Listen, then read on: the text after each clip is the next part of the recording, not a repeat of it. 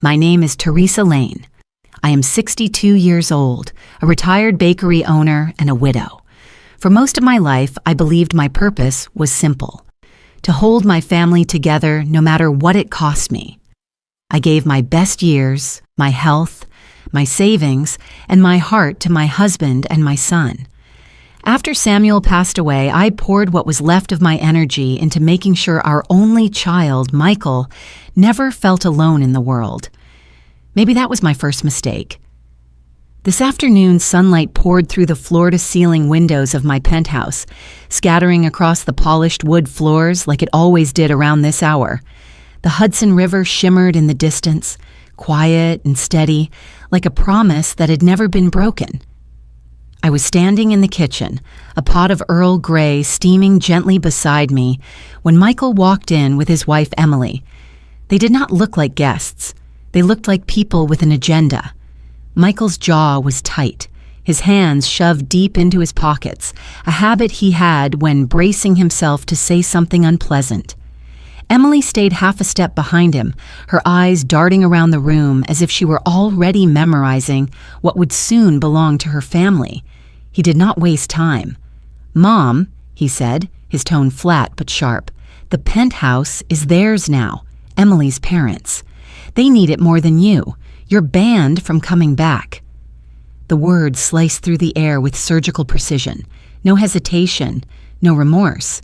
For a moment, the only sound was the faint clink of my teaspoon against the china cup as I set it down. I felt the heat of the tea against my fingertips, but the rest of my body was cold. The kind of cold that starts deep in your chest and spreads outward until it reaches your skin.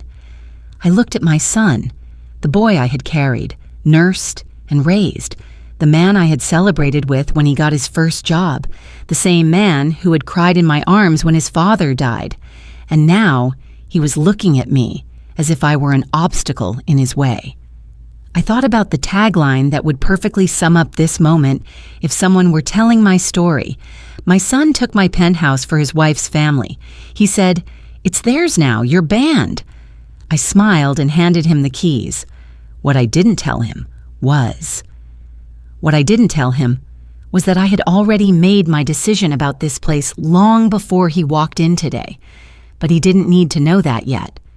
I reached into my pocket and pulled out the key ring, the same one Samuel had given me the day we closed on this penthouse. The metal was warm from my palm, the edges worn smooth over the years. I walked past Michael, the keys dangling between my fingers, and set them gently on the marble countertop. The sound was small, almost polite, but it landed like a stone in the silence. "If you think that's what's right," I said softly, my voice steady, "then that's what it will be." He blinked, clearly not expecting me to agree so quickly. He had probably prepared himself for a fight, rehearsed arguments about how I barely stayed here, how Emily's parents were struggling, how I was being unreasonable. Instead, I had given him nothing to push against. Emily's lips curled into something between a smirk and relief. Michael, however, shifted his weight uncomfortably. There was a flicker of uncertainty in his eyes, but it passed quickly. He reached for the keys without another word. Inside, my thoughts were not silent. They were measured, deliberate, and sharper than they had been in years. The smell of Earl Grey still hung in the air, the faint citrus and bergamot a strange comfort against the sour taste rising in my throat. My heart beat in a slow, deliberate rhythm, almost matching the tick of the clock on the far wall. I could feel every detail in the room, the cool smoothness of the countertop under my hand, the faint hum of the refrigerator, the muted roar of the city 20 floors below. I studied my son's face as he pocketed the keys. There was no recognition there, no flicker of the boy who used to draw me crayon pictures of our dream house. This man was practical, decisive, and, right now, merciless. Perhaps life had taught him to be that way, or perhaps I had, by always giving in. Emily cleared her throat. "We'll have our things moved in by next weekend," she said, her tone brisk, as if she were talking to a realtor instead of the woman whose home she was taking. It's for the best. For the best. I had heard those words before, in different forms, from people who wanted something they had no right to take.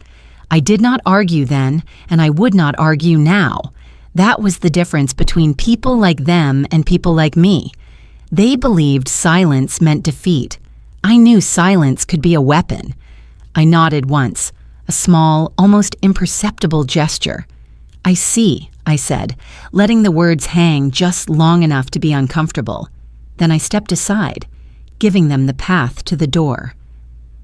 Michael hesitated, as if he wanted to say more, but Emily's hand on his arm steered him toward the elevator. The door closed behind them with a soft click that felt louder than it should. I stood alone in the quiet, my gaze drifting to the river outside. The water was calm, but I knew what lay beneath, currents that could pull you under before you realized you were in trouble. My fingers traced the edge of the countertop where the keys had rested. My mind was already turning over the next steps, the same way I used to plan the layers of a wedding cake, patiently, precisely, with an eye for the final picture. I had been preparing for this day, though not in the way Michael imagined. I knew my son well enough to see the path he was walking. Years of small requests had led to bigger ones. Years of me saying yes had taught him that no was a foreign language I could not speak, but I could speak it. I just chose my moment. If he thought today was the end of my place in this home, he was wrong. If he thought I would walk away empty-handed, he was even more wrong. The sun shifted lower in the sky, casting long shadows across the floor. I poured the rest of my tea into the sink, rinsed the cup, and set it upside down to dry. My movements were slow, deliberate, the way one moves when they know they are not rushing to catch up. They are waiting for the right time to begin. If you think that's what's right, I whispered again, the words tasting different now, then that's what it will be. Only this time I knew the truth. It would not be his truth. It would be mine. And as the clock ticked on in the quiet of my kitchen, I could almost hear Samuel's voice in my head, steady and certain. You were never as powerless as you thought, Teresa. I dried my hands on the linen towel hanging by the sink, the one embroidered with our initials.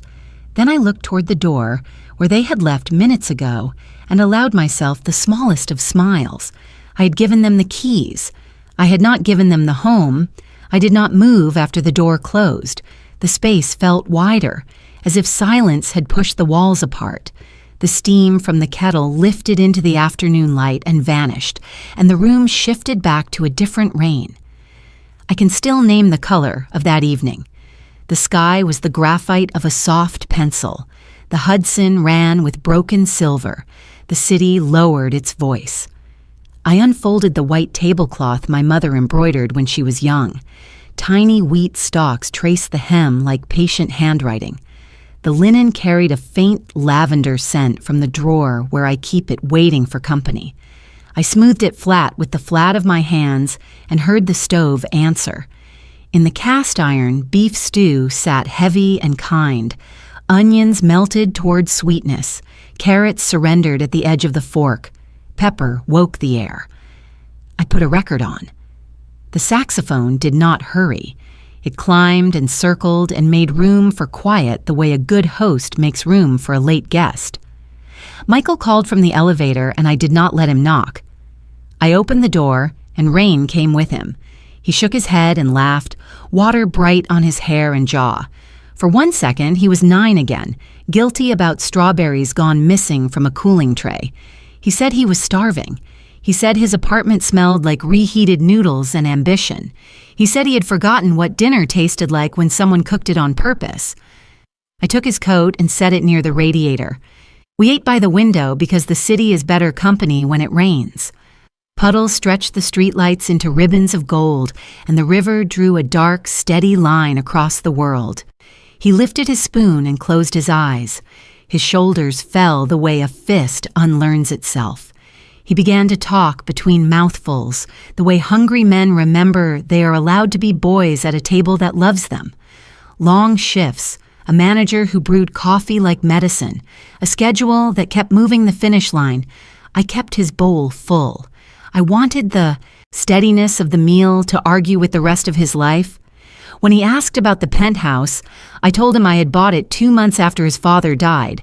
I wanted a place where mourning did not feel like an exam. The balcony faced east. A chair at the rail meant I could practice breathing without an audience. He stood and walked to the glass. He pressed his palm to the window as if the river might answer him. He turned and said a sentence that has lived in me ever since. Home is where love stays. He did not drop it like a proverb. He lifted it like a discovery. He looked at the stew and the linen and the river and me, and I believed him. I told him he could come whenever he wanted. He reached across the table and held my fingers with the same quiet strength he used as a boy when the hallway seemed too long. After dinner, I brought out the family album. The leather was cracked at the corners from years of thumbs. We sat shoulder to shoulder and turned the pages. Samuel in the bakery, flour pale on his cheek, Michael on a milk crate, piping frosting across a cake that read, "Happy with 1 pea too many," because he refused to stop. My mother by a line of sunlit sheets, the same tablecloth pegged and waving like a small flag. We did not narrate much. The saxophone made space for the softness that could not be spoken without shrinking. When he left, he kissed my temple and promised Saturday. I watched the elevator numbers count down and thought, rituals hold. Love leaves crumbs like a trail. People meant to return know how to follow it. In the present, I take the tablecloth from the drawer and hold it up to the light. The wheat stalks glow. Every stitch is a little crossing, a leaving and a returning that makes a whole. I run my thumb along the hem and feel my mother's patience. Then I fold it and put it away. The cast iron is cool now. The record player is quiet. Even the building seems to wait before it makes a sound. The sentence he gave me walks through the room looking for proof. Home is where love stays. It checks the chair by the window, the mug on the counter, the faint ring on the table where a bowl once sat. It looks toward the door where my son stood this afternoon and delivered his line as if it were a verdict. I picture Emily counting cabinets with her eyes, measuring a life that is not hers. I picture Michael practicing a hardness that never fit his face. The memory tilts under the weight of that picture, but it does not fall. Outside, the sky leans toward rain again. The glass darkens a shade. The river tightens its color. A horn complains and stops. Somewhere a neighbor drops a pan and laughs once at the noise. I breathe and let the air settle my hands. I remind myself that objects remember. Linen remembers. Cast iron remembers. A window remembers every pair of eyes that ever asked it for a view. I am not trying to rewind a life. I am letting a memory keep its name. I light the under-cabinet bulb, and the kitchen earns its warmth, back by degrees. I fill a pot with water and set it on low. Not stew this time, just steam. The quiet widens and becomes kind again. I look at the door with a calm I did not have an hour ago. The boy who said home is where love stays is still real. The man who said the penthouse is theirs is also real. I can carry both truths without letting either one decide who I am. Before the timer on the stove could reach a simmer, I let myself remember one more detail from that rainy night. The way Michael leaned his forehead to the window and traced a circle in the fog with his knuckle. The way he looked back at me, a question in his eyes that never needed language. The way I answered by refilling his bowl and setting my hand over his for a beat longer than manners require. A pledge without paperwork. If love stays, home stays. If love chooses to leave, I stay. The rain begins. The window collects its silver threads. I turn from the view and face the room I will protect. I know what I will do next, and I know whom to call when the water starts to whisper. I turned off the stove and wiped the countertop dry. The kitchen closed itself like a book. I slipped into my coat. The fabric held a chill, as if the room had already decided I did not belong to its weather. I folded the linen, checked the balcony door, and took my purse. The silence felt polite and final. I pulled the door shut and felt the seal press a thin draft against my cheek. On the threshold, I hesitated, hearing the apartment breathe the way a seashell holds an ocean. Departure can sound like consent. The hallway smelled of carpet cleaner. The elevator button circled my fingertip with amber. When the doors opened, a refrigerated hush slid over my skin. I pressed L for lobby and watched the numbers fall. 40, 39, 38. The hum under my shoes smoothed into one long note. My reflection in the steel looked like a woman practicing how to be smaller than a room. On 30, a man with a violin case entered. We exchanged the careful smile of strangers who agree to share silence. 23, 19, 15. The cables sang their metallic hymn. I wanted to ask whether music was his work or his rescue. I let the question rest. At 10, the doors opened on an empty corridor. The building offered me nowhere to go but down. 7, 4, 2. The bell chimed with borrowed cheer. The lobby received me with marble and air cold enough to find my collarbone. The concierge lifted a hand. I lifted mine. The revolving door gathered me and set me down on the avenue. The city breathed rain and metal. A taxi stopped as if it had been listening for my need. I gave the driver my Brooklyn address. He repeated it with patient vowels that reminded me of Samuel. We joined the flow. Lights opened and closed like gills. The bridges counted themselves across the water. The skyline stepped back. I drew a line in the window fog and watched it fade. My rental in Brooklyn is small. It is honest about its limits. The stairwell smells of old varnish and groceries. The third-floor lock yields with a reluctant turn. I like it for telling the truth about effort. Inside, the hardwood keeps a little stored sunlight. The radiator mines its secrets for winter. I set my purse on the counter and stood still until the room remembered me. The first night after a break has its own gravity. It drags at the lungs. It turns the ribs into a gate that will not swing wide. I filled a glass and sat on the edge of the bed. The mattress offered plain kindness. Outside, a siren argued with the quiet. Somewhere a door slammed and stayed shut. Breath should be simple. Tonight it asked to be managed. In for 4 counts, out for 6. I coached myself like a beginner. My chest obeyed in inches. A tightness drew a small circle beneath my collarbone and refused to explain itself. I allowed it to exist. Resisting pain only sharpens it. The window was open the width of 2 fingers. Air moved with the soft grit of late traffic. I wanted the night to pass like a clean stitch. Instead, it worried a knot. I slid the suitcase from under the bed and lifted the album. The leather had the give of an old handshake. The corners were worn from years of turning and returning. I placed it on my lap and opened to the first page. Samuel stood in a snowfall of flour. Someone had caught him laughing with his eyes. I touched the picture with one finger. Paper stayed cool no matter how long I asked it to warm. I turned the page. Michael as a toddler with a wooden spoon, my mother by sunlit sheets, the tablecloth a small white flag speaking home, the bakery in winter, its windows fogged by bread's breath. Each image brought its own weather, my body tilted to match. As the pictures came nearer to now, a tremor joined my hands, not a dramatic shaking, a fine, private unrest that made the corners quiver before they settled. I paused at a photo of Michael at 10, sleeves rolled, frosting a cake with surgeon seriousness. He had spelled happy with 1 P and refused to scrape it off because joy had already chosen its shape. I remembered how his laugh ran the hallway like a bright dog let loose. I remembered how he treated my hands as maps. The tremor advanced. I set the album on the blanket and pressed my palms together until warmth gathered.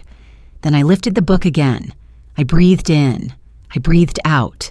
I named what lived in me: grief, fatigue, a low, stubborn hope that would not die. I closed the album and rested it against my knees. The room did not feel hostile. It felt watchful. I could see the corridor of hours between midnight and morning. Each hour would ask whether to replay or to rest. I turned off the lamp and let the city ride a shallow river of light across the ceiling. In that dim water, I allowed myself to float. Sleep came late and thin. Still, it came. Inside it, a sentence anchored itself, quiet and durable. I do not have to win tonight. I only have to stay. When I woke, the air had cooled. The room had kept my place. My hands were steady enough to pour water for tea. I warmed my palms around the cup and thanked the morning for arriving. Ordinary mercy counts, when grand gestures fail. The day ahead would ask for decisions. The phone would ring. The world would continue to speak in its grammar of need. For now, I stood at the window and watched a plane draw a patient arc across a new sky. The page had not been torn out, it had been turned. I met Frank on the stairs the next morning. The building smelled of coffee and wet newspapers from the corner deli. He paused 2 steps above me and tipped his cap. We had spoken in nods for months. Now his eyes studied my face as if he had heard my night breathing through the walls. "You look like someone carrying a room on her back," he said. I wanted to laugh. The sound stayed folded in my chest. I told him I was fine. He looked at the lie and did not argue. He stepped aside and let me pass, then followed me down.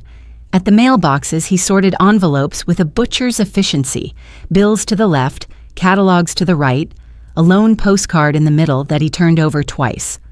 I lingered with empty hands. He noticed, the cap tilted back, an invitation. "Coffee," he said. "The bodega on the corner is honest about its coffee. Sit with me. It will keep your hands busy." We took the window table. Frank stirred sugar into his paper cup, then set the stirrer down as if ending a small prayer. "I had a house," he began. "Bayside, 2 stories, a porch big enough for 7 chairs and a radio. Ruth grew tomatoes against the south fence. My boys did homework at the kitchen table. On summer nights, neighbors brought peaches, and we traded jokes until the mosquitoes won. It was not a grand house. It was a faithful one." He smiled, then the smile closed itself. "My younger boy, Danny, could fix anything but his own luck. He would change your tire in the rain and forget to cash his paycheck. A contractor strung him along. Promises instead of wages. You know the script. By winter, he had a stack of bills and a look that said he could not see spring. Frank lifted the cup but did not drink. He asked me to borrow against the house. Not sell, just borrow. He swore he would square it in a year. 6 months if the jobs broke right. Ruth said, "Wait and think." I said we would not let our boy drown while we counted spoons. I signed. It started with interest, then moved to principal. Soon the notes were breeding like mice. Danny said he had it handled. He was handling it the way a man handles a tide. Ruth clipped coupons and planted another row. I took odd shifts and pretended they were hobbies. The bank was polite until it was not. The day the man came with the clipboard, Ruth was baking. The house smelled like cinnamon and old paper. He said the timing was unfortunate. He said the paperwork was complete. He said we would have a reasonable window to vacate. I asked whether he had ever moved. 35 years of Sundays. He said he understood. I told him he did not. Frank's laugh was brief and rusted. Neighbors offered couches. Someone knew a cousin with a basement. Church ladies packed our frames with the gentleness of a sacrament. Danny stopped coming by. Shame is a locksmith that works from the inside. Ruth slept 2 weeks at her sister's and never came back. She said she could not stand to hear a new family finding our light switches. He finally drank. "I have this apartment now. It is fine. The radiator knows my name. The super fixes leaks before they become sermons. I buy flowers on Fridays and let them audition for joy on the sill. People survive worse. Still, sometimes, when a bus door opens, I can smell cinnamon. I look for Ruth in the reflection and find my hat instead." He looked at me. I nodded. "Truth is lighter when someone lifts with you." He leaned closer. Someone took your room. I can see the empty frame around you. Maybe it was a person. Maybe it was a moment. The shape of the loss is the same. You want to be the good mother who waits on the porch with the light on. You think gentleness will escort a hard thing into being soft. I am old enough to tell you this. Softness invites teeth when the world decides you are edible. He went on.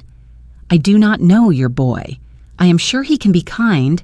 I am sure he has reasons that feel like facts. But there is a line children cannot cross without becoming a different species. Ask me how I know. He slid the postcard across. A beach, 2 chairs, no people. On the back, in careful block letters, Danny had written a return address and nothing else. Frank tapped the card. He is sober now. He fixes dishwashers in Florida. He calls on Sundays. He says he wants to visit. I tell him he should. I remind him I live on the 3rd floor and there is no elevator. Stairs are part of the price.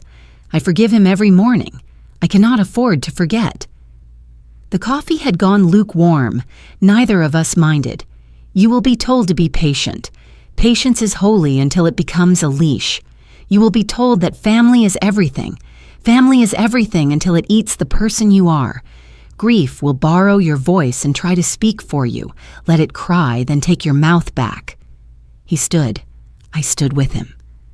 The bodega bell chimed. A child dragged a bright backpack past. The world declared itself open for business. Frank put a gentle hand on my shoulder and met my eyes. I felt the sentence waiting in my mouth. I knew I would need it before the day ended today. Write your boundary while your hand is still steady, he said. Invite love. Lock the door against entitlement. Leave the porch light on for the person, not the behavior. And Teresa, listen to me, please. Do not let yourself become a guest in your own home. Frank's sentence followed me from the bodega to the subway like a steady drum. I did not hurry. Each block taught my feet how to belong to the ground again. At the turnstile, I decided to call Linda. We had not spoken in too long. At Samuel's funeral, she pressed soup into my hands and stayed until I ate. Linda listens with her whole posture. She also practices real estate law without flinching. She answered before the second ring and said my name with care and certainty. I told her I needed coffee and truth in equal measure. She told me to come to her office. 3 stops if the train behaved. I held my purse close as rehearsal for holding what was mine. Her building sits over a florist. The elevator delivered me to a corridor lined with old maps. She opened the door before I could knock. More silver threaded her hair. The same precise warmth stayed in her eyes. Do you want to keep being pushed out or step back into your own life? The question needed no cushion. I felt my spine answer before my mouth did. I told her about the penthouse, the keys on the counter, Emily's brisk tone, Michael's sentence shaped like a verdict. I told her about the white tablecloth and the rain, about Frank on the stairs, about the line that kept standing inside me like a guard. Linda rolled her chair to the computer and opened city records. She asked for my full name, the block and lot, the purchase date. I handed over the folder from my desk drawer, the one with copies Samuel used to tease me about. We went line by line: deed, mortgage, satisfaction, tax receipts, insurance, bylaws, minutes from the meeting when they approved me. My signature walked the pages like an old friend. No joint tenancy, no transfer, no lingering encumbrance. My name stood alone. She looked up. Your ownership is clean. What your son believes he can give away does not belong to him. She set her glasses on the desk. Grief distorts judgment. Entitlement rewrites language. People start calling gifts obligations. They rename taking as helping. The law does not share their vocabulary. Something clicked in my chest like a lock finding home. Not triumph, orientation. I had been walking in fog. Now I could see the curb. Linda printed the abstract and slid it toward me. Then she drew a rectangle on a legal pad and labeled 3 paths. Keep the title with added security. Move the asset into a revocable trust with me as trustee. or transfer title to a charitable foundation while I retain a life estate so I can live there and direct the property toward mission later. Each path had costs and benefits. Each was a different kind of boundary. We made tea in the tiny kitchen. She told me about an aunt who let a cousin stay for a season and woke years later to find him claiming the house. The court corrected the deed. The family never recovered its shape. Linda was not trying to frighten me. She was offering consequence without cruelty. Back at the desk, she asked for my values before my choice. What outcome would let you sleep? I told her I wanted to honor Samuel, to stop teaching Michael that my love was a door he could kick open, to keep my home without turning my heart into concrete. Linda nodded and said the law could separate rights from resentments. I could keep one and release the other. She recommended the charitable foundation with a life estate. It would make my intent unmistakable. It would put the asset beyond easy manipulation. It would still let me live there. We began the paperwork. Name of the foundation, purpose, governance, trustee, successor, language about housing dignity that sounded like Samuel's hand on my shoulder. I signed with a pen that did not tremble. Linda filed notices and scheduled a notary. She reviewed the next steps, record the deed, file the life estate memorandum, notify the board and insurer, store copies securely. She handed me a checklist and wrote today's date at the top. We paused. She set both palms on the folder as if blessing bread. I will keep duplicates. You keep originals. If anyone tells you that love requires surrender, show them page 4. I stood. The room felt taller. At the door, she touched my elbow. Prepare for the conversation that will come. Decide your words now so you do not borrow them from anger later. On the sidewalk, I bought peonies and carried them to the subway like a soft shield. I held the bouquet and the folder and felt the weight divide itself properly. Paper for the law, petals for the living. On the train, I practiced sentences. I will not argue. I will not explain what the law already declares. I will speak once and let silence work. I slipped a card from the folder and wrote a line for myself. Hold what is yours without apology. Back in Brooklyn, I set the peonies in a pitcher and placed the folder beside the album. I called Linda to confirm the notary time. She reminded me to breathe and to eat dinner. Before bed, I read the checklist again, tracing each verb with my fingertip. Prepare, review, sign, record, notify, store. Verbs for a life returning to its own center. I placed the folder in the drawer and slid it closed. The latch caught with a satisfying click. The apartment felt less like a waiting room and more like a place with plans. At the window, the city exhaled and the river kept its steady line. I let Frank's sentence meet Linda's question. Do not be a guest in your own home. Step back into your life. The night held me without hurry. My breathing matched the river's patient pace. I slept and woke steadier. The plan was ready. By morning, the checklist had hardened into resolve. Action made a cleaner pillow than worry. I called Linda at 9. She answered with the calm of someone who sharpens pencils before storms. We met at her office again. She began without ceremony. A charitable foundation, she said, named for Samuel Lane. Purpose anchored in housing dignity. Structure built to keep the assets safe and useful. We would transfer title of the penthouse to the foundation.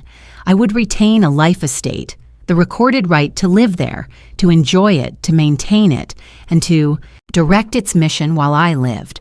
When I died, the property would remain with the foundation to support families in transition. Clear lines, clean law, no room for confusion. Linda slid a draft across her desk. The name felt right when I read it. The Samuel Lane Foundation for Home and Hearth. She pointed at clauses in calm sequence: conveyance, life estate memorandum, maintenance obligations, insurance, tax status, board composition, reporting, charitable purpose written in plain English. She had built a house out of words and invited me to test the hinges. I signed the formation papers. She called the notary. The stamp landed with crisp grace. "It is not drama," she said. "It is design. We are designing your boundaries so they do not need to shout." At the bank, we opened a foundation account. I signed the cards. The branch manager shook my hand as if greeting Samuel. We recorded the initial capitalization. Most of the value would be the penthouse itself. We walked to the county office to record the deed. The clerk checked our packet and nodded. When the scanner clicked, a line shifted in the city's memory. The penthouse moved from my personal name to the foundation's ledger. The life estate held my signature like a seal. I asked Linda if guilt made sense. She shook her head. "You are not hiding, you are stewarding. It is not selfish to put on your oxygen mask first. It is not cruel to stop confusing surrender with love." Back at her office, we wrote letters. To the condo board, to the insurer, to my accountant, to the foundation's temporary address. Each carried the same plain sentence near the top. Ownership has been transferred to the Samuel Lane Foundation for Home and Hearth, and Teresa Lane retains a recorded life estate. No melodrama, no pleading, just the outline of a new architecture. We scheduled the first board meeting, small and dignified. Linda and I would serve until we recruited 2 additional members with housing experience. I suggested Henry from the building as a community advisor. He knows what safety looks like when a lobby goes quiet. Linda nodded. She turned her monitor so I could see the digital folder grow. Titles stacked like bricks, deed, life estate memorandum, articles, bylaws, IRS acknowledgement, bank resolution, board notice, insurance endorsement request. That afternoon, I walked to the river and leaned into the railing. Barges moved like patient beasts. Gulls stitched bright arcs through the weather. The feeling that rose in me was not vengeance. It was symmetry. For years, I had taught my son that love meant access without asking. Today, I taught the world and myself a different lesson. Love has doors. Doors have locks. Locks open by invitation and close by wisdom. Power did not feel like a fist. It felt like a spine. I stood straighter. I rehearsed the conversation I would not pick, but would not avoid. If Michael asked where the keys were, I would say he already had a pair. If he asked where the ownership went, I would say it went where meaning goes when it matures, outward. On the way home, I bought a small brass plate from a hardware store. The letters were square and simple. The Samuel Lane Foundation for Home and Hearth. I would place it discreetly near the entry, not as a boast, as a compass. I cleaned the kitchen table at home and laid out a blank sheet, wrote the mission in longhand before typing it. Handwritten words steady the hand. Shelter keeps weather out. Care keeps loneliness out. Law keeps predation out. This would hold. I signed and breathed easier. In Brooklyn, I set the folder in the drawer and brewed tea. I thought of Samuel's hands dusted white, of Michael's grin when he misspelled happy. Both true. Both mine to keep without letting either write my future. Strength can be gentle. Gentleness can be strong when it finally chooses a frame. At dusk, I walked to church and lit a candle for whoever might rest in that penthouse after I am gone, a single flame practicing endurance. I asked for a future where a family could set down their bags in a room that remembers kindness. I asked to keep becoming a woman who knows the difference between an open heart and an unlocked door. Phone on silent, I returned home and stuck a note to my refrigerator. Read, rest, do not explain. I set an alarm for morning errands. Linda would file the final forms with the state. I would draft a mission sentence for the foundation website, a page that says, "We believe shelter is not a prize, but a right. We believe dignity fits in the doorway with a key." When I lay down, I did not count losses. I counted verbs again, formed, signed, recorded, notified, honored. The room felt taller, the air less borrowed. The day had not taken anything I needed. It had returned something I forgot I owned. In the hush before sleep, I heard my voice with new steadiness. If you think that is what is right, then that is what it will be. But right now, right has my handwriting. The reversal had begun, not a battle, a return to center. My breathing matched the steady traffic on the avenue. My heart moved like a pendulum that had found its clock. The morning settled into a steady rhythm. Papers filed, emails sent, tea cooling on the counter beside the checklist. I could feel the new architecture holding, quiet but solid. Around noon, my phone lit with Michael's name. I answered before courage had time to dress itself as fear. "Mom, quick heads up," he said, brisk, as if he were reserving a conference room. "We're moving Emily's parents into the penthouse this weekend. Saturday for furniture, Sunday for boxes. The elevator slot is confirmed. I'll bring a locksmith to change the cylinders. It will be smoother if you're not there." The words did not land. They marched. I looked at the kettle, at the steam lifting in one steady ribbon, at the brass plate on the counter waiting for screws. My spine found its shape. "I understand," I said, each syllable precise and clean. He filled the silence with instructions. "I'll need the spare key from your desk. Leave it with Henry. Emily's dad has a bad knee. Fewer steps would help. Also, if you could remove your personal things by Friday, it's awkward to pack around someone else's memories." I kept my breath even. "I understand." The sentence fit in my mouth like a measured stone. He misheard kindness as compliance. Entitlement often wears that costume. "Great, this is for the best. I know you barely use the place. Thank you for being reasonable." Paper rustled. He was already moving on. "I'll text the schedule." "I understand," I said for the third and final time, and ended the call. The room did not change. The light did. My pulse stepped down a staircase and stood on the landing. Silence expanded its lungs. I placed the phone face down and slid the checklist beside it. I turned the kettle off and poured water into the sink. Steam dissolved.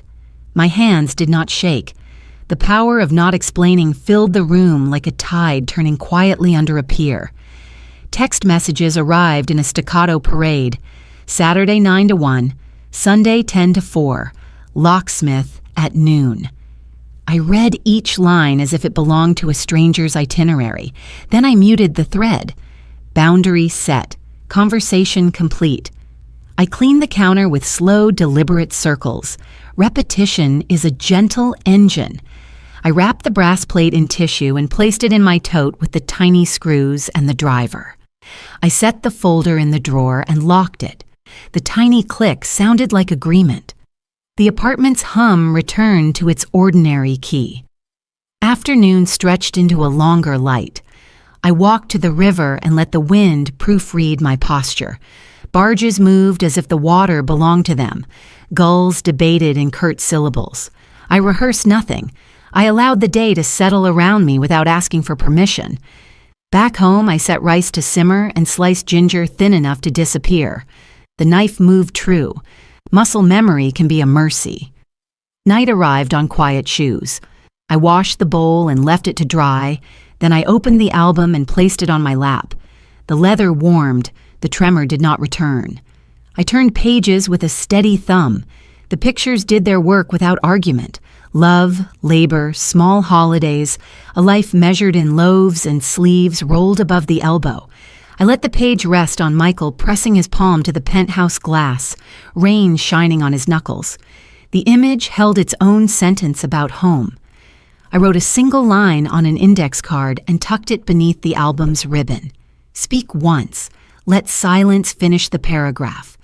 The instruction felt like a lantern I could carry with one hand. Sleep did not come early. Pain pulled its chair close. Clarity sat beside it. I lay on my side and counted the breath. In for 4, out for 6. Between counts, I listed truths I would not negotiate. I am the steward of my home. Love does not demand theft. Boundaries are kind when they keep poison out. Around midnight, I rose and stood at the window. Brooklyn kept its hush. A late bus sighed and continued. I pressed my palm to the glass the way Michael once had, and the cool answered. In the reflection, I could see the outline of my shoulders, squared without effort. Grief still lived in the room. It did not run the meeting. I brewed chamomile and sat at the table with a pen. I began a letter to myself, dated and signed, not for court, not for argument, for memory. Today I chose the frame that fits my life. Today I learned that saying less can carry more weight than a speech. Today I learned that I understand is a door that closes softly and locks itself on the right side. When the cup was empty, I rinsed it and folded a towel over the sink edge. I turned off the lights and lay down again. The bed welcomed, the spine listened to its own instructions. I pictured Saturday the way one pictures weather on a forecast, systems moving, people packing, a locksmith testing a knob that would refuse to cooperate. I did not plan a confrontation. I did not rehearse pain. I placed my trust in the documents already filed, the signatures already dry, the law already spoken. Sleep came like a tide that respects the shore. When it lifted, I dreamed of a house with open windows and doors that knew my name, a place where light waited and did not lecture. I woke before dawn. The room washed in the first pale proof of morning. The phone lay dark, the city inhaled. On the table, the index card waited. Speak once. Let silence finish the paragraph. I slid it into my purse beside my keys and the small screwdriver. If the storm was coming, I would meet it standing, not shouting, not pleading, present, steady, and already anchored. I felt profoundly ready. Saturday arrived with a clean blue sky, the kind of weather people call perfect. I was not at the penthouse. Instead, I sat at a small table in a quiet cafe in Carroll Gardens, a cup of black coffee cooling in front of me and the brass plate wrapped in tissue at my side. From where I sat, the city moved without me, and for once, that was intentional. Mr. Henry and I had spoken the night before. He knew exactly what to do. His job wasn't to block the elevator or to argue, it was to deliver an envelope. Inside, there was no confrontation, no insults, just the truth, printed on legal paper, stamped, signed, recorded. By 9:05, they arrived. Michael first walking ahead as if to shield Emily's parents from any inconvenience. Emily followed, her lips pursed in a line that looked like satisfaction. Behind them came her father, leaning heavily on a cane, and her mother clutching a shopping bag full of cleaning supplies. The building's front doors sighed open, and Mr. Henry, dressed in his neat gray sweater, stepped forward with the calm precision of a man who had watched decades of human drama in the same lobby. "Good morning," he said, with the kind of courtesy that can be more disarming than hostility. He reached into his inside pocket and withdrew the envelope. "Before you head upstairs, Mr. Lane, this is for you." Michael frowned, the impatience already visible in his jawline. "What is it?" Henry didn't answer that question directly. "From your mother's attorney," he said simply, and placed the envelope in Michael's hand. Emily glanced at it, a spark of unease flickering through her expression before she masked it. "We can read it later," she said, already stepping toward the elevator. But Michael had always been curious to a fault. He tore the top of the envelope, sliding out the crisp stack of papers. His eyes scanned the first page, moving quickly at first, then slowing, his mouth tightening. Emily's father leaned closer. "What does it say?" Michael didn't answer immediately. His gaze froze on the line that mattered most. Owner of record. The Samuel Lane Foundation for Home and Hearth. Life Estate Teresa Lane. He read it again, as if repetition could change it. His face shifted from confusion to disbelief to something harder to name, an awareness that the rules of the game had been rewritten without his permission. Emily reached for the papers, her hand trembling slightly. She read over his shoulder, her eyes narrowing at the legal language that was impossible to twist into something else. "So, this means..." Henry, still standing a polite distance away, filled in the silence. "It means the foundation owns the property. Your mother retains the legal right to live there for the rest of her life. No one moves in without her consent." Emily's mother adjusted the strap on her bag, suddenly studying the floor tiles as though they might offer a way out. Her husband shifted his cane from one hand to the other, his mouth opening but no words coming. Michael's jaw clenched. This is ridiculous," he muttered, but there was no weight behind it, only the hollow sound of someone trying to reclaim ground that had already been paved over. Henry's tone remained steady, almost gentle. "I was instructed to make sure you understood before proceeding. The documents are all filed with the county. It's final." The lobby air grew heavier, as if the marble itself had absorbed the tension. Emily folded the papers and handed them back to Michael with a small shake of her head. He didn't meet her eyes. Behind them, the doorman pressed the elevator button, but no one stepped forward. For a long, awkward moment, the group stood in the center of the lobby, their plans dissolving in the stillness. Emily's father cleared his throat. "Maybe we should discuss this elsewhere." Michael didn't argue. He slid the envelope under his arm and turned toward the doors.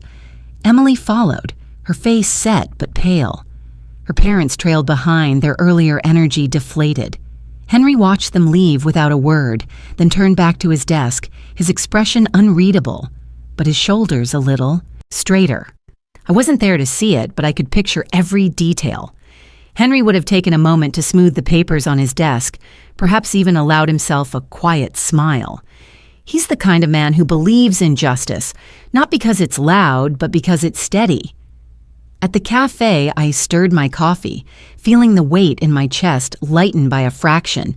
There was no gloating, no adrenaline rush, just the knowledge that the boundaries I had set were holding exactly as they were meant to. The barista passed by with a tray of clean mugs, and for the first time in weeks, I realized my hands were resting flat on the table, steady. Somewhere uptown, Michael was reading the same sentences again, realizing they were unchangeable. I imagined the moment he would look at Emily and understand that this wasn't a fight he could win with charm or pressure. And I imagined Emily realizing that the woman she thought could be cornered had, instead, drawn a circle she could not cross. Outside, the sunlight had shifted. I unwrapped the brass plate from its tissue and ran my fingers over the letters. The Samuel Lane Foundation for Home and Hearth. It felt cool and certain in my hands. I wasn't planning to install it today, but I knew I would soon. Not as a declaration for them, but as a quiet reminder for me that the home Samuel and I built now had a future that belonged to something larger than anyone's entitlement. When I left the cafe, I walked without rush. My steps had their own rhythm again. Somewhere, the elevator in the penthouse building was sitting idle, the weekend plans erased. The storm had arrived and passed, leaving behind only the clear, unmistakable shape of what was mine. The weekend ended without another message. By the close of the third week, my phone had learned silence. Michael did not call. Emily did not text. The thread now lay slack. I moved through the days like someone reclaiming rooms in her own house, with steady footsteps that remembered where the light switches were. On Monday of the first week, I returned to the penthouse with the brass plate and a screwdriver in my pocket. Mr. Henry nodded when I entered. He did not ask questions. He simply set a small box of clean screws on the counter. Upstairs, the hallway held a faint lemon smell. I unlocked the door. The latch gave with that soft click that sounds like agreement. Inside, the rooms opened their quiet. I set my tote down and walked straight to the balcony. The Hudson wore a late morning blue that had made peace with gray. Gulls rode the wind. I let the air find my hairline and the back of my neck. The city spoke in its usual grammar, traffic as heartbeat, horns as commas, footsteps as clauses. I brewed tea. The kettle answered with its old whistle, unhurried, apologizing for nothing. Steam climbed. Bergamot drew a clean citrus line through the room. I carried the cup to the armchair by the window. The chair is not photogenic, but its arms have learned the shape of me. Samuel used to nap there with the paper inching toward the floor. Michael used to read there when rain made the balcony raw. I ran my hand along the worn wood until warmth gathered in my palm. I unwrapped the plate and mounted it on the interior wall near the entry. The Samuel Lane Foundation for Home and Hearth, letters square and certain. I did not admire it long. I made lunch, toast and eggs and a tomato that tasted of July, though the calendar disagreed. After, I washed the plate and cup and let them dry. I read condo minutes and placed copies in the foundation folder. This did not feel like defense. It felt like tending a garden. Days organized themselves. Morning walks along the river. Afternoons at the table with bylaws and a pencil. Evenings given to books whose sentences walked instead of sprinted. Sometimes I brought peonies home. Sometimes the grocery roses auditioned for joy and won. The apartment settled. I settled with it. On the second week, a storm crossed the city. The balcony caught its first heavy drops.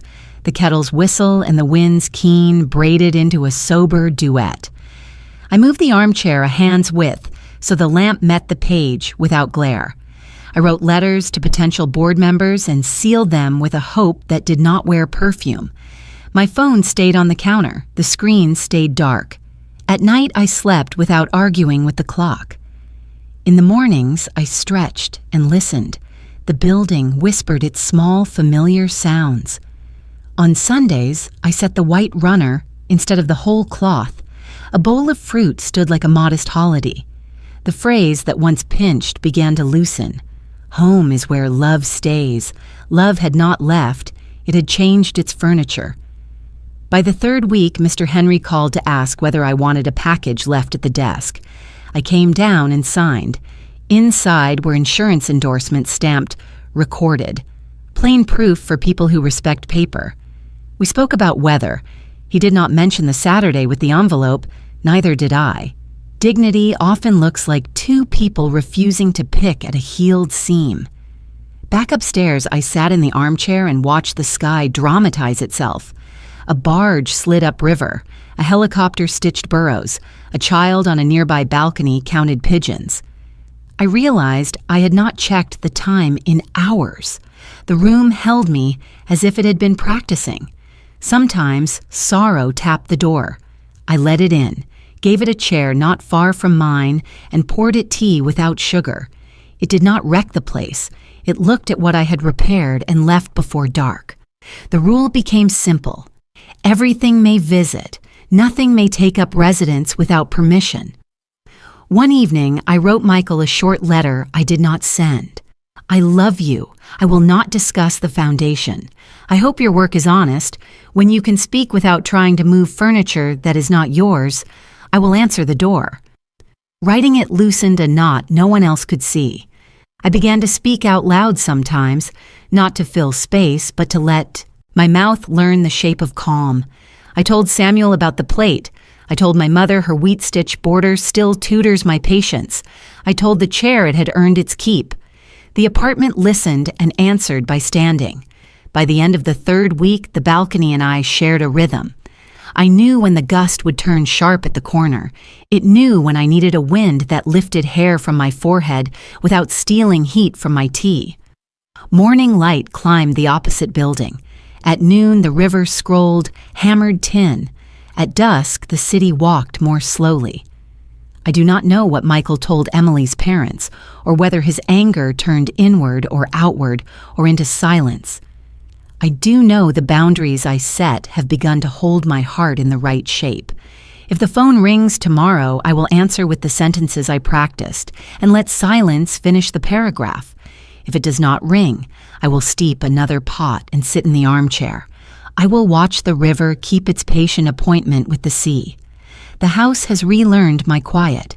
I have relearned its. When the kettle sings, I do not rush. I lift it. Steam rises. For a moment, the room smells like a promise I can keep, and I breathe. The fourth Monday carried ordinary light across the floor when the intercom buzzed. Mr. Henry's voice was careful. Mrs. Lane. "Your son is here. He has a guest." I thanked him and pressed the door release. I set 2 cups on the counter and chose the smaller kettle. The knock came 3 minutes later. Michael stood in the doorway, jaw set, Emily beside him, a fine line between her brows. She held a folder. They came in. The door clicked shut. I gestured to the table. They remained standing. Emily began. "We need to talk about what you did." Her voice was crisp. "You blindsided us. My parents had movers scheduled. We had a locksmith. You made us look foolish." Michael folded his arms. "Mom, this was extreme. You barely live here. We offered a practical solution. Instead, you hid behind a lawyer and a foundation." He made the word foundation sound like an accusation. I poured tea into 1 cup and left the other empty. I asked whether they wanted any. Neither answered. So I held my cup with both hands and let the warmth instruct my fingers. "I did not hide," I said. "I recorded a decision. The law is public clarity." I sat. They watched me as if I had changed height. Emily took a step forward. "This is selfish. A family needs housing. You have a place in Brooklyn. You are alone.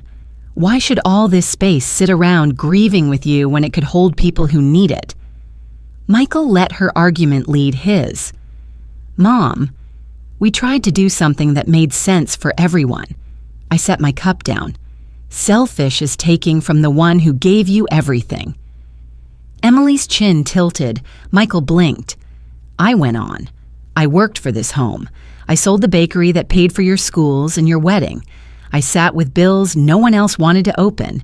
I slept beside a man through chemo and held his hand. I bought this place so I could learn how to breathe again. None of that entitles you to repurpose my breath." Emily gripped the folder.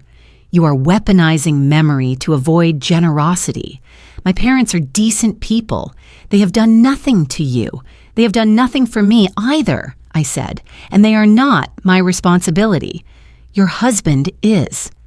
Michael bristled. "That is not fair. It is accurate. Fairness asks whether a rule applies equally. Accuracy asks whether a statement describes reality. The reality is simple. You told me the home was theirs. You banned me from entering. I answered with a boundary that does not need your permission to stand." He took a slow breath. "You could have talked to us first." "I did," I said. "You said the decision was made. You informed me of logistics. You brought a locksmith. Conversation requires room for movement. You brought a bulldozer." Silence gathered. The kettle ticked as it cooled. Emily placed the folder on the table and opened it. She pushed a printout toward me. A list of their expenses, rent, medications, repairs. She tapped the total. "Tell me you can look at this and keep your door closed." I looked. Then I slid the paper back. "I can, and I will." Generosity is not a synonym for surrender. Charity that erases a boundary is not charity. It is self-erasure dressed as virtue. The foundation will help families after I am gone. Until then, this home remains what it was meant to be, a place where I can live without being farmed for parts. Michael's shoulders tightened. Then some of the fight leaked away. He stared at the brass plate by the entry as if it had spoken. His voice dropped. "Why did you not tell me?" "Because you were not asking," I said. "You were taking. When a person arrives with a verdict, I do not owe them a preface." He rubbed his eyes. "I thought we were on the same side." "We are," I said, "when the side is dignity, not when the side is entitlement." Emily folded her arms. "You have chosen a plaque over people. I have chosen stewardship over chaos. I have chosen to stop teaching my son that love is a door he can break and call it coming home." Michael looked at the windows again. The river kept its line. When he spoke, his voice was smaller, the way it used to be when he brought home a report card with a quiet mistake. "I did not think it would hurt you like this." "It hurt long before the paperwork," I said. "It hurt when my son looked at me and saw square footage. It hurt when the word mother had to fight the word asset for air." He swallowed. "What do you want me to do?" Start by hearing me. Then decide if you want to be my son in a way that does not require my keys." The room went still. Emily shifted her weight. The folder sighed. Michael finally spoke. "If I apologize, will you change it back? An apology is not a tool for undoing consequences. It is a bridge for future crossings. The structure remains. You are welcome to visit when you can leave your bulldozer at the curb." His mouth twitched, almost a smile, then not. Emily exhaled. The sound was a blade set down. She reached for his sleeve. "We should go." He nodded. At the door he paused and looked at the plate again. He turned. "Thank you for the tea," he said. "You did not drink any," I said. He glanced at the empty cup I had set for him. "Maybe next time." They left. The door closed with its familiar click. The air rearranged itself. The room grew quiet the way water grows clear after a stone sinks. I stood and listened to the silence finish the paragraph. Outside, the river held steady. Inside, my boundaries finally did. News moved through the building the way weather moves along the river, steady, impersonal, and impossible to deny. Mr. Henry phoned one afternoon to ask if I wanted a package carried upstairs. When I signed at the desk, he straightened the mail and said, with professional calm, that my son had requested numbers for movers. He provided a list, kept his voice even, and returned to his ledger.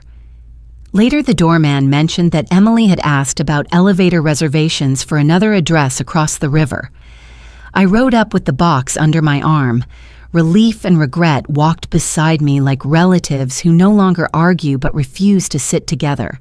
Inside the apartment, I opened the carton and found tidy insurance endorsements stamped recorded. I set the papers in the foundation folder and breathed the kind of breath that is not a victory shout, just a fit. By the end of the week, a neighbor with a cheerful dog told me a couple resembling Emily's parents had toured a modest place in Queens near her sister's building. She apologized for intruding. I thanked her for treating facts as sunlight. When I was alone again, I let my lungs lengthen. Frank found me on the stoop the next morning. We sat with coffee and watched delivery trucks practice their choreography. I told him what I had heard. He listened without designing my feelings. Then he nodded once, a veteran's nod, final and kind. "You did not let yourself become a guest in your own home." We let the words stand. We spoke of smaller things. His son had kept his schedule another month. I said our board had 2 confirmations and a housing advocate to brief us. Frank said peaches would be good if I did not mind a bruise or 2. I said bruises never bothered me. Back upstairs, I polished the brass plate. The letters woke under the lemon cloth. The chair by the window wore the afternoon. I sat with tea. Regret took a seat near the balcony and minded its posture. Relief stood by the stove and pretended not to stare. Between them, the air stayed easy. I allowed myself to think of Michael, not the man with plans and deadlines, but the boy who once slept on this chair during thunderstorms, shoes on, mouth open, trusting that sentences would be softer in the morning. I miss that boy. Missing did not make me a fool. Loving someone is not permission to be stolen from. The river underlined that point by moving forward. On Thursday, my reflection in a shop window surprised me by looking composed. I carried flowers home as if they were evidence. In the mail stack lay an envelope with my name in Michael's handwriting. The note inside was brief and careful. "We are looking at places. I will be in touch when I can be a better version of myself. No bargaining, no timetable, no thunder." I sat down and let my shoulders drop. This intention beat quietly. I slid the note beneath the family album and closed the cover with a palm that did not shake. I set an extra cup on the table the way you set aside a chair for a guest who has not arrived yet. Hope should have manners. It should set the table and then leave the room alone. Saturday brought peaches. Frank chose the bruised ones and said sweetness hides under the hurt if you give it time. We ate one on the steps. He wiped his thumb on a handkerchief and studied me. "You have learned the shape of your yes," he said. I laughed out loud. Nights found their rhythm again. I checked the locks, touched the chair back, and turned the lamps dark. The river whispered to the ocean. Somewhere across a different borough, a landlord turned a key for a family that had not needed to push anyone else aside to enter. I wished Emily's parents easy stairs and a patch of afternoon light. Blessing them cost me nothing. Regret kept quieter company now. Relief learned to rest a hand on my shoulder. Between them, I kept room for curiosity. What will our next conversation be like? What can I say that is true and short? What can I refuse without ceremony? I wrote to Linda with an update, thanked her for her good law, and asked about best practices for our first board meeting. She responded with bullet points and one line: "Boundaries are hospitality for the self." I printed the email and tucked it into the folder. On Sunday evening, I moved the armchair a few inches so the lamp would fall perfectly on the page. I read a chapter about houses that hold women.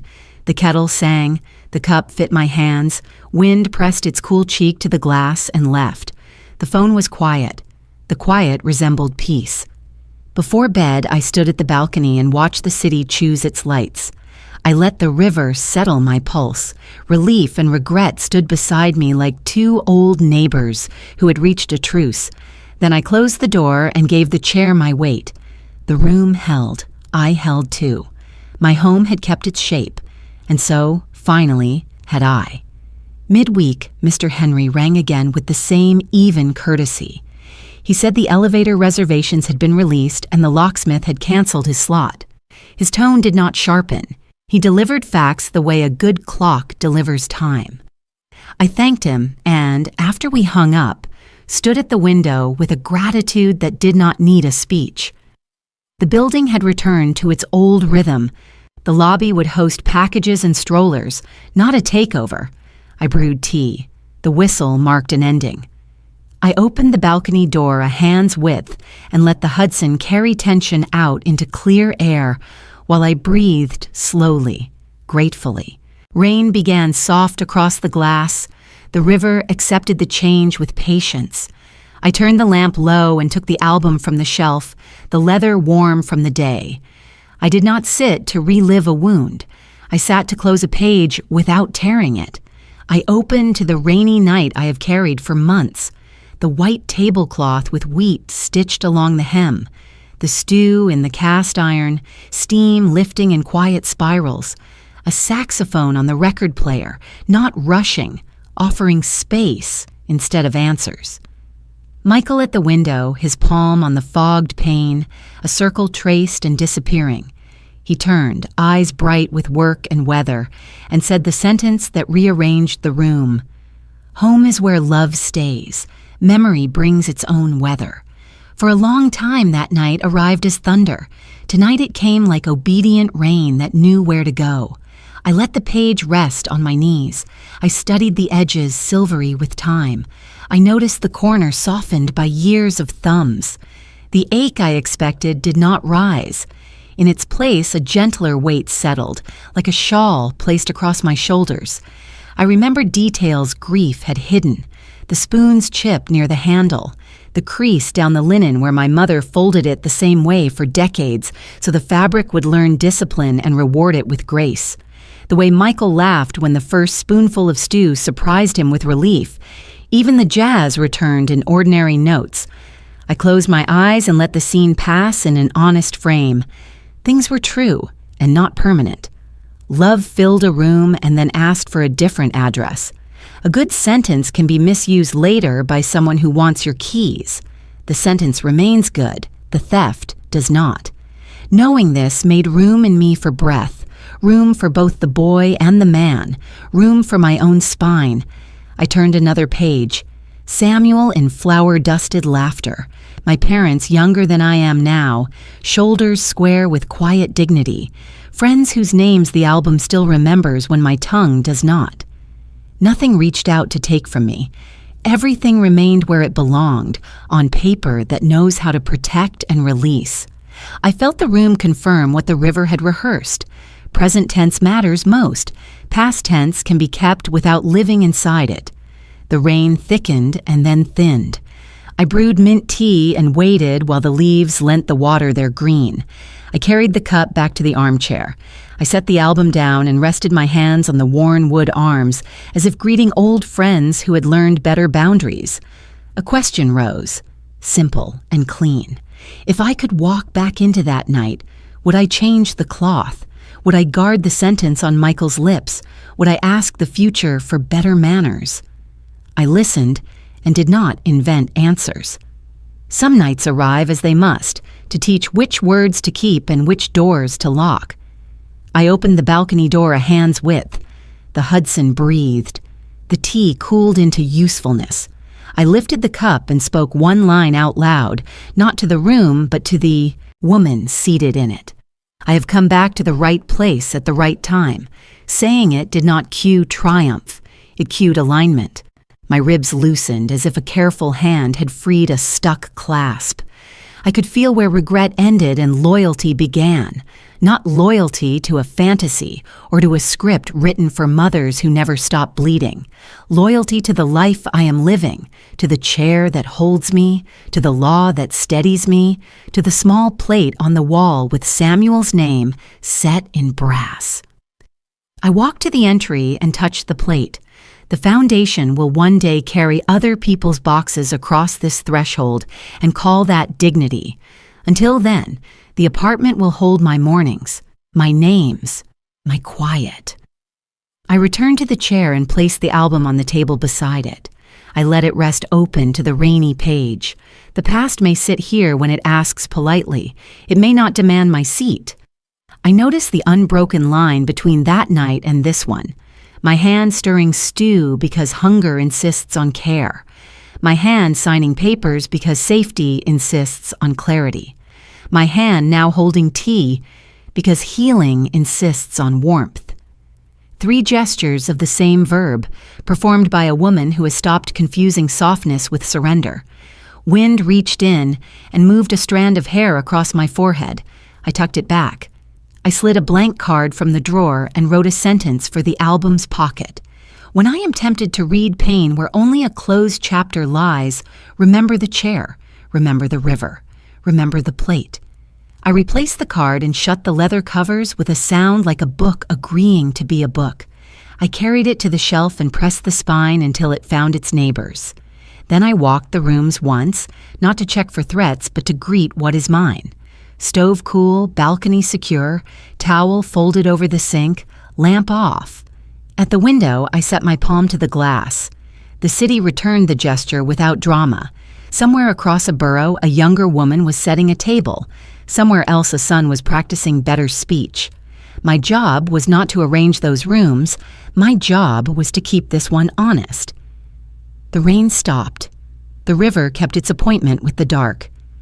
I drew the curtains and let the room hold its own weather. My last thought before sleep rose gently and did not clench. I turned off the light. The photograph is beautiful. The night was real. The wound has finished its work. I am home.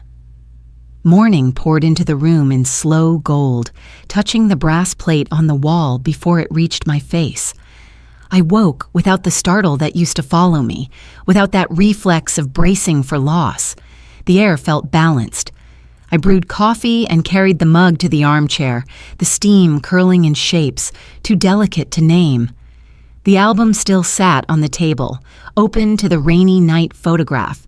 I let my gaze rest there, not because I needed to revisit it, but because I could. The sentence from that evening came back with a tone stripped of all weaponry. Home is where love stays. Michael had believed it then, and in his own way, I think he still wants to believe it now. That belief was never the problem. The problem was forgetting that love does not grant permission to erase the giver. Love stays only when it is respected.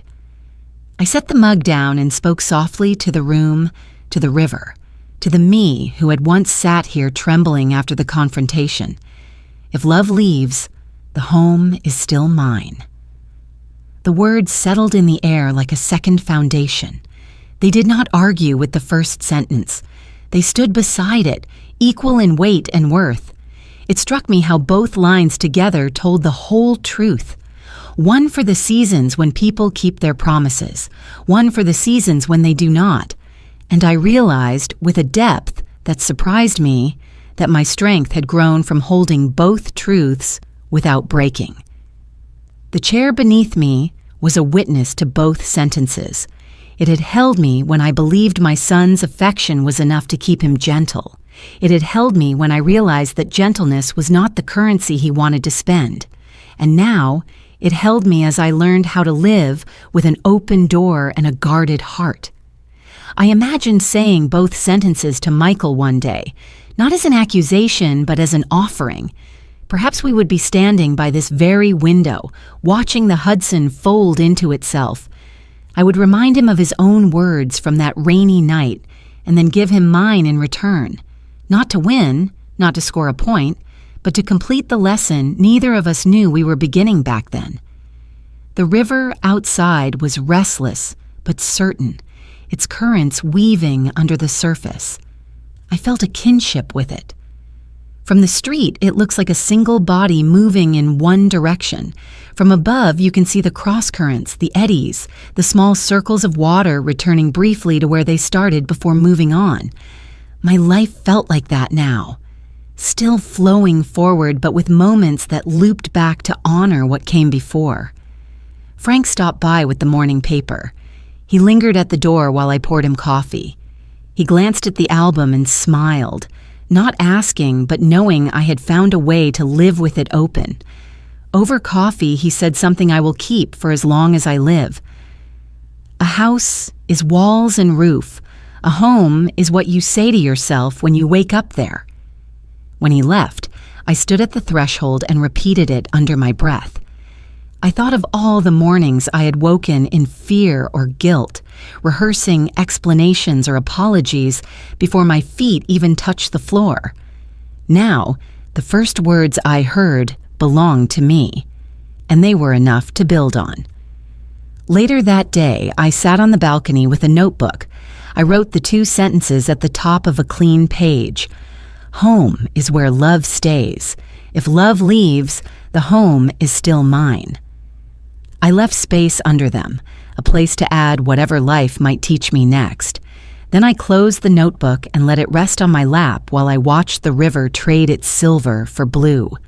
I thought of the people who might hear this story, not just the details of what was taken and what was given back, but the arc of it.